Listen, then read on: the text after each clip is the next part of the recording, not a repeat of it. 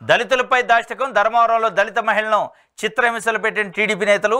ఆలస్యంగా వెలుగుచూసిన దారుణం. అనంతపురం ఆసుపత్రిలో చికిత్స పొందుతున్న బాధితులు. ఫిర్యాదు ఇచ్చిన కేసు నమోదు చేయని పోలీసులు. రక్షించండి అంటూ మంత్రి సత్యకుమార్కు బాధితుల వేడుకోలట. దళిత మహిళపై దాష్టికం చేశారట తెలుగుదేశం పార్టీ నాయకులు.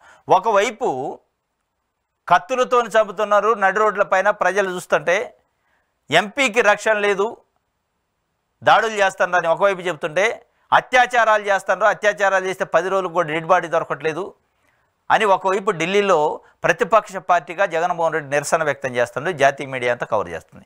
ఇంకొక వైపు అదే తెలుగుదేశం పార్టీకి సంబంధించిన నాయకులు ఇక్కడ ఏపీలో మళ్ళా దాడులు. ఒక దళిత మహిళని తీవ్రంగా హింసించారట, దాష్టికం చేశారట ఆమె పైన. ఇది ఒకవైపు అక్కడ నేషనల్ మీడియా కవర్ అవుతుంది, నేషనల్ జాతీయ నాయకులు వచ్చారు, అక్కడ నిరసన తెలుపుతున్నారు, ఢిల్లీలో ప్రోగ్రాం జరుగుతుంది. ఇది అక్కడ జరుగుతుంటేనే ఆ ప్రోగ్రాం సాక్షిగానే మళ్ళీ ఏపీలో దాడులు స్టార్ట్ అయినాయి మహిళ పైన, అది దళిత మహిళ పైన. ఏంటి ఇంత నరమేధం అంటే, ఇక నరమేధం మాది ఇట్లనే ఉంటుంది, ఇదే మార్పు, మేము చూపించే మార్పు అని చెప్పే ప్రయత్నం చేసినట్టే ఉంది. ఇది తమను కాపాడాలని సెల్ఫీ వీడియో ద్వారా వేడుకుంటున్న పద్మ సత్యకుమార్ మంత్రికి చెప్పిందట.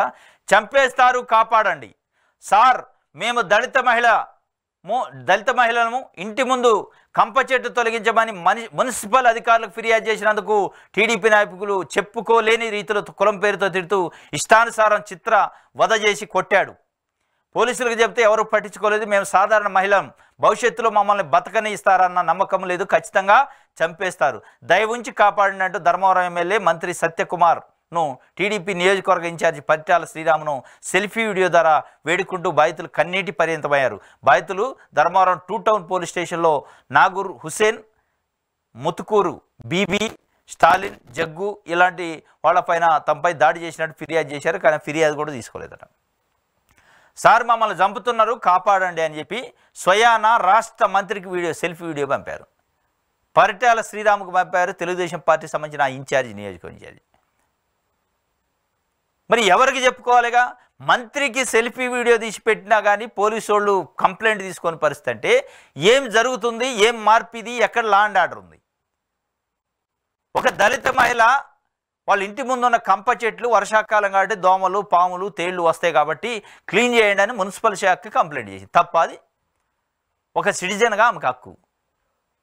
ఆమె కంప్లైంట్ ఇస్తే ఆమె తొలగించమంటే ఎట్లా తొలగిస్తావు అని మున్సిపల్ అధికారులు వచ్చిన వాళ్ళని వెనక్కి పంపి, నువ్వు కంప్లైంట్ ఇస్తావా కంప చెట్టు తొలగించవని, నీకెంత ధైర్యం, నీకెంత గట్సు, నీ సంగతి చూస్తా నిన్ను చంపుతూ అని తీవ్రమైన చిత్రహింసలు పెట్టి దాడి చేసినారు తెలుగుదేశం పార్టీ నాయకులు. దానిపైన ఆమె సెల్ఫీ వీడియో తీసుకొని మాకు చావే దిక్కు, మమ్మల్ని చంపే అవకాశం ఉంది, మా ప్రాణాలకు రక్షణ లేదు, ఒక రాష్ట్ర మంత్రిగా మీరు మమ్మల్ని కాపాడండి, మా నియోజకవర్గ ఎమ్మెల్యే కానీ మంత్రి గారికి వీడియో పెడితే కనీసం ఆ మంత్రి గారు స్పందించి ఆ ఎస్పీకో, అక్కడ ఉన్న ఏసీపీకో, సిఐకో చెప్పే ప్రయత్నం చేయాలి కదా. వాళ్ళకి కాపాడండి, వాళ్ళకి సంబంధించి ఎవరైతే దాడి చేస్తారో వాళ్ళపైన చర్యలు తీసుకోండి అని చెప్పాల్సింది పోయి నిమ్మక నీరెత్తినట్టు ఉండరు. ఇగో ఇట్లాంటి వాటి పైన నిన్న జగన్మోహన్ రెడ్డి ఢిల్లీలో నిరసన వ్యక్తం చేసిండు. ఇగో ఇదే జరిగింది. కేవలం ఇది వైఎస్ఆర్సీపీ పైన తెలుగుదేశం పార్టీ నాయకులు దాడి లెక్క చూడొద్దు. ఇది ప్రజలపైన ప్రభుత్వం, అధికార పార్టీకి సంబంధించిన నాయకులు దాడిగా చూడాలి. ఇవాళ ఒక దళిత మహిళ అయింది, రేపు ఇంకో బీసీ మహిళ అయింది, రేపు ఇంకొక ఓసీ మహిళ అయింది. సామాన్య ప్రజల పైన కూడా దాడి చేసే అవకాశం ఉంటుంది. చట్టాన్ని చేతిలో తీసుకుంటే మనం మంత్రులు చెప్పినా, ఉప ముఖ్యమంత్రికి చెప్పినా, లేదంటే ముఖ్యమంత్రికి చెప్పినా, మీడియాకి చెప్పినా ఏం కావట్లేదు కాబట్టి ఏది చేసినా అనేటోడు లేడు, రేపులు చేయొచ్చు, చంపొచ్చు, హత్యలు చేయొచ్చు అని ప్రజల్లో ఒక రాంగ్ మెసేజ్ పోయే అవకాశం ఉంటుంది. కానీ పట్టించుకుంటుందా ప్రభుత్వం? బుకాయించే ప్రయత్నం చేస్తుంది. దాన్ని మొత్తం కూడా వైఎస్ఆర్సీపీ ఖాతాలో వేస్తుంది.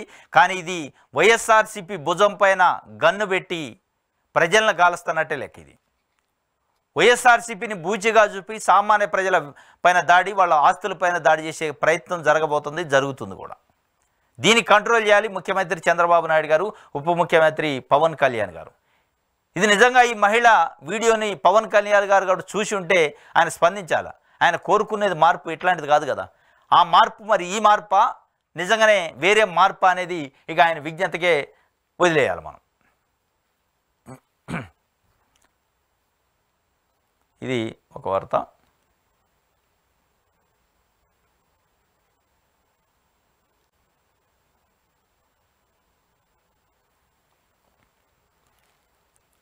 ఓకే, ఇది సాక్షికి సంబంధించి.